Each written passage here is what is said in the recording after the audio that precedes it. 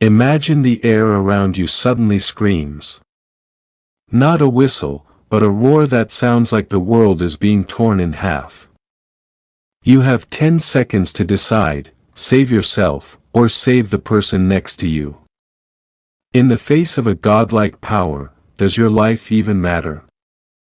Tonight, we find out what happens when the wind stops being weather and starts being a predator. That we begin in the town of Silverton. It looks peaceful, but the atmosphere feels heavy, like the sky is holding its breath. We meet Gary, a stern assistant principal who is more focused on school schedules than his distant sons, Donnie and Trey. Gary represents the modern man, distracted, rigid, and unaware that his world is about to dissolve. Meanwhile, we see the storm chasers, led by Pete. Pete isn't a hero, he's a man obsessed. He spent years building the Titus, a tank designed to sit in the eye of a tornado. His crew, including the meteorologist Allison, are exhausted. For them, the storm isn't a tragedy, it's a paycheck. The psychological tension starts here. Pete's greed for the perfect shot is a storm of its own. He ignores Allison's warnings. He views nature as a product to be filmed, not a force to be feared. As the graduation ceremony begins at the high school, the clouds begin to bruise. The green tint in the air isn't just a filter, it's the color of impending death. The sirens begin. It's a haunting, rhythmic wail that slices through the graduation speeches. Gary watches as the sky literally drops. This isn't one tornado, it's a systematic invasion. We see the first strike. The school is hit. Gary's priority shifts from order to survival in a heartbeat. He rushes the students into the pits of the building.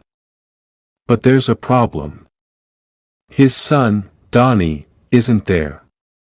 Donnie is at an abandoned paper mill with a girl named Caitlin, trying to help her with a project.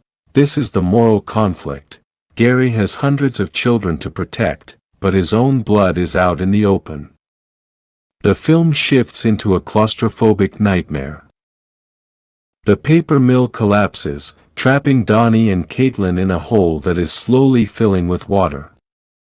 As the storm rages above, they aren't just fighting the wind, they are drowning in the dark. The psychology of fear takes over the realization that they might die in a place no one can find. The storm evolves. In one of the most terrifying sequences, a tornado passes over a gas refinery. The debris catches fire. Now, it's a Firenado. Pete and his team are filming. One of the cameramen, Jacob, gets too close. We see the raw, primal terror in Jacob's eyes as he is sucked into a pillar of flame.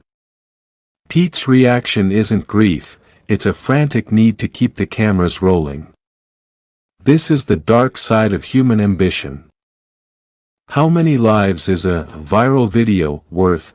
Gary teams up with the storm chasers to find his son.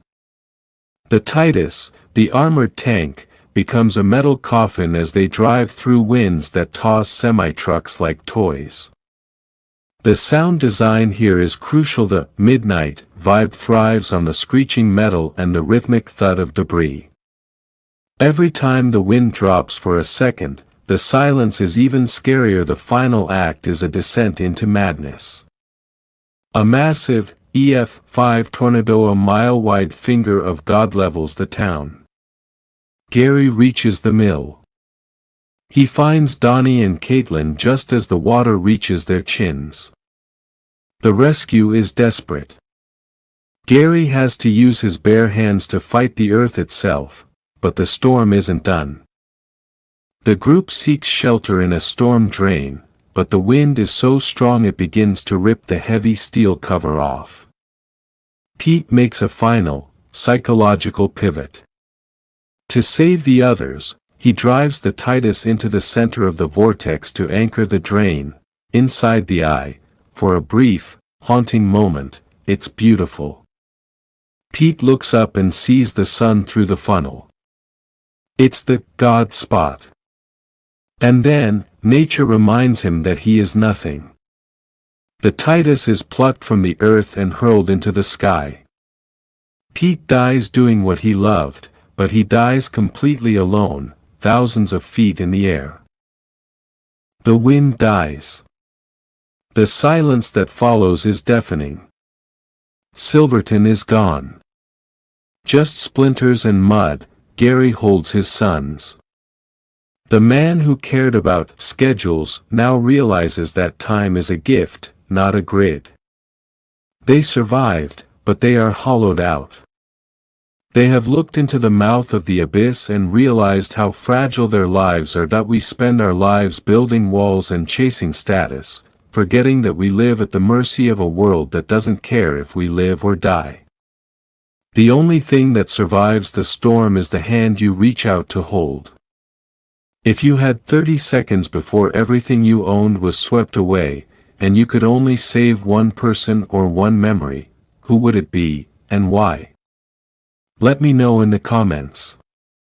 Sleep well, if the wind lets you.